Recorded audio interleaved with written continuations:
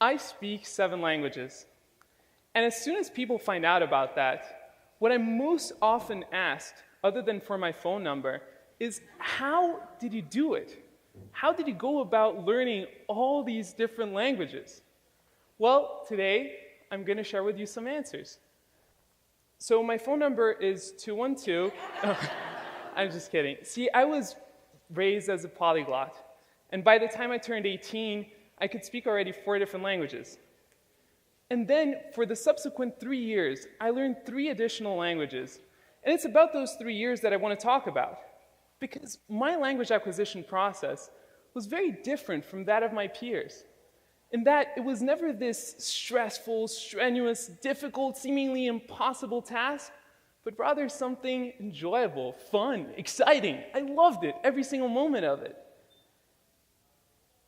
And I want to share with you what was it that made it so special? See, I did have a head start in that I did have these 4 languages that I spoke ahead of time, but there were also these 5 techniques, 5 skills, if you will, that I used that made the language learning process so much easier. And it's about those 5 techniques that I want to talk about. So, let's dig right in. And for the first one, the first thing that we've got to do is to take a very deep breath. And relax. And the reason for this is because our entire lives, we're taught how to do things right. From the moment we're born, we're taught what things we should do, what things we shouldn't do, and how to do things properly. Well, when it comes to language learning, the golden rule of language learning, the most important thing is to get things wrong, to make mistakes. And that is the first rule. Let me explain to you why. See, when we know languages, we know a whole collection of sounds and a whole collection of structures, which combined make what I like to call, and for the purpose of this presentation, our language database.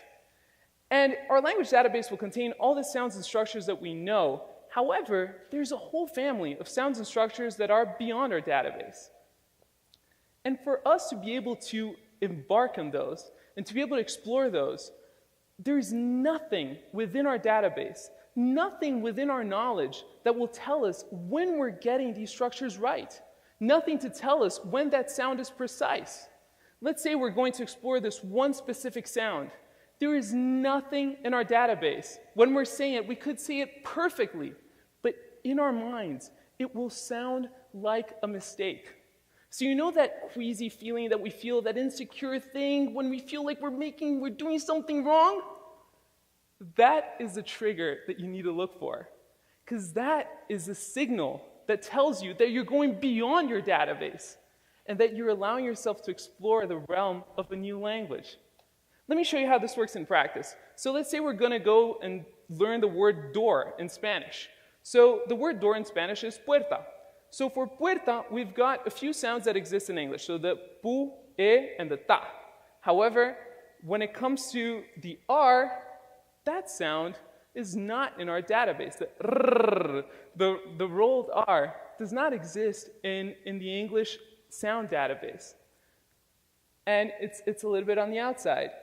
So if we allowed ourselves to bridge through our database and to really break through and to make the mistake, we could make sounds like the rrr.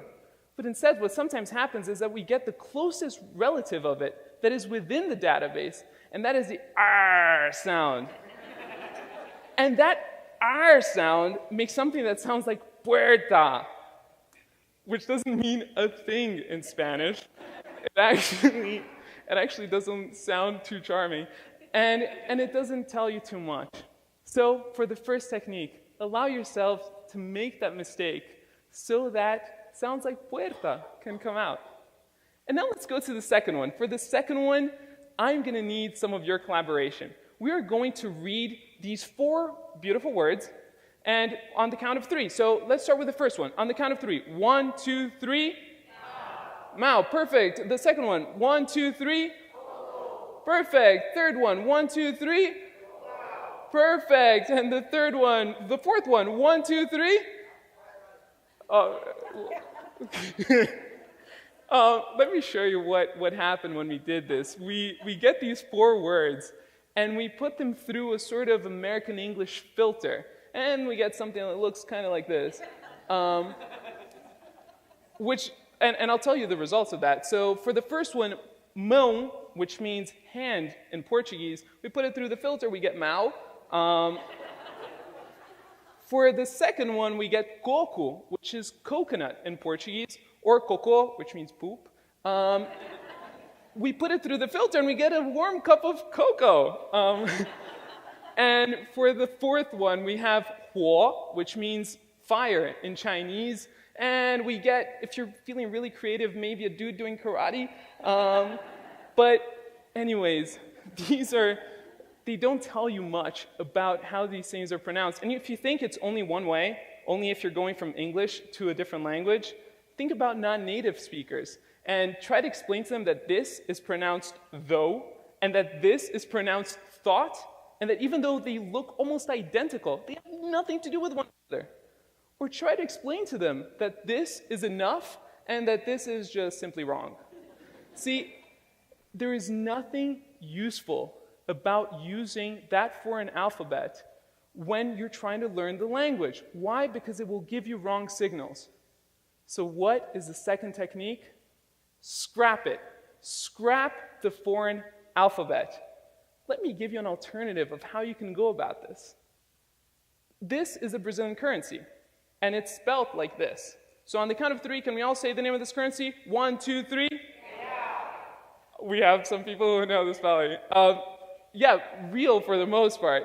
And as useful as this might seem, it doesn't tell you a single thing. And when you're speaking Portuguese, real means nothing. Let me give you an alternative. See, in Portuguese, the way that you say real is real. So let me teach you how to say it. So on the count of 3, let's say he. So it's he, but without the e sound. So 1, 2, 3, he. Perfect. And now let's say ow. It's like ouch, but without the ch sound. So it's ow. 1, 2, 3. Perfect. So he. Ow. He. Ow. He. Ow. Real. Real. Perfect. Now you all sound like passionate Brazilian capitalists. And so why would we go and use something that looks like this, that looks real, when instead you can use something that looks like this and gives you so much more information about how to say something in a foreign language? And that puts us in a really good spot, because at this point, we allowed ourselves to break through our database and to make mistakes, to go into that uncharted territory of a new language.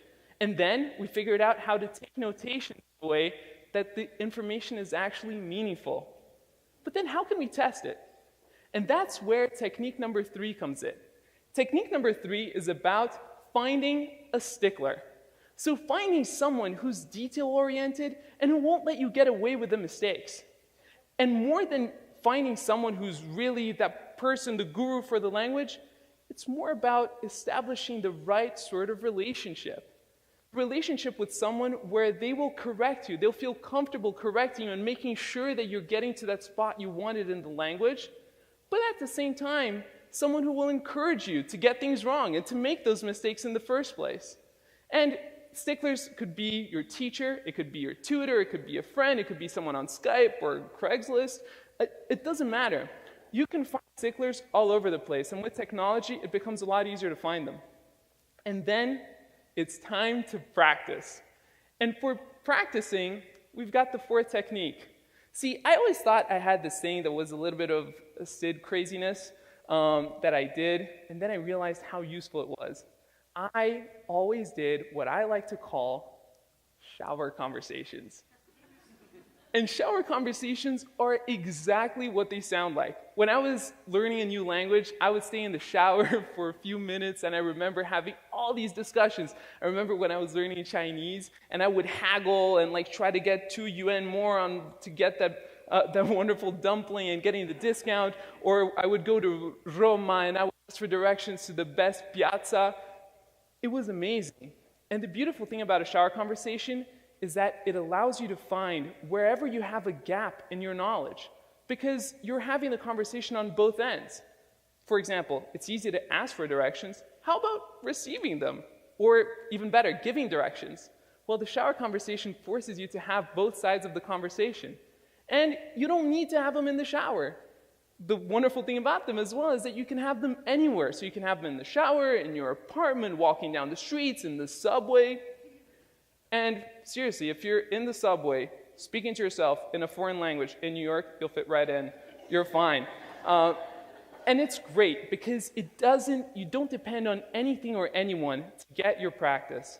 And I did this for years, and later on I found out that professional athletes do it too. Michael Phelps is known to visualize every single one of his races several times over before jumping in the water. Worked great for him, and it works great for me too, so it would work for you as well. And now, let's go to using the language, because up to now it's great. We figured out how to do all these things that puts us in a really good position to use the language. And for that, I recommend you finding a conversation buddy. And to find a conversation buddy, I recommend you follow what I call the buddy formula. And that is a way that you can make sure that your incentives are always aligned to use the new language. So for that is, the target language should be your best language in common. Why? If you're anything like me, you like to learn languages so that you can communicate with more people, so that you can reach out and understand a little bit more about their brains and their hearts. And so if we try to talk to someone in a foreign language that both of us don't do really well when we could be speaking English or whatever language you're more comfortable with as a pair, odds are that you're going to revert to that language that is easier. So I recommend you find someone where your best language in common is your target language. And if you can't find one locally, try technology, or if you can travel, that would be perfect. There's a problem with that, and I realize it, because it's difficult to find someone that fits that profile exactly. Well, I've got good news. And I found that out when I was at work, and one of my colleagues, he's a linguist too, he speaks a ton of languages, and our best language in common was definitely English. Our second best language in common, definitely French. But we always spoke in German to each other in the office. Why was that? It was because there were people in the office who spoke English. There were people in the office who spoke French. But we could talk about Friday and Saturday night in German, and nobody had any idea what we were talking about. So it can also be your best secret language in common. And it becomes such a convenient tool. You can have that with your friends, and you get a sense of privacy in public. No matter where you are, you can have a private conversation. So let's recap. With the first technique, we allow ourselves to break through the barrier of language and to explore the uncharted territory of sounds and structures outside our database. Then with the second one, we learn how to take notes and how to make sure that we can take notes in a way that we can replicate those sounds and structures later. Then we can check the mistakes by finding a stickler. Fourth, practice. Have your shower conversations wherever you want to be. And then follow the buddy formula, and you can find someone to practice your language with. And after that, arriviamo a un posto veramente bello, wo Fremdsprachen lernen nicht mehr etwas langweilig, schwierig und stressig ist, pero un mundo de posibilidades, donde tenemos la oportunidad de explorar de nouvelles cultures e toutes les différentes manières de vivre. E o mais gratificante é que com isso aprendemos mais sobre nós mesmos. Prosto paron, vorina kujete sanelinikashe sas, ala, den simeni, otiden vorite natamatete. 千里之行，始于足下。没问题，因为现在你们都可以走。Thank you.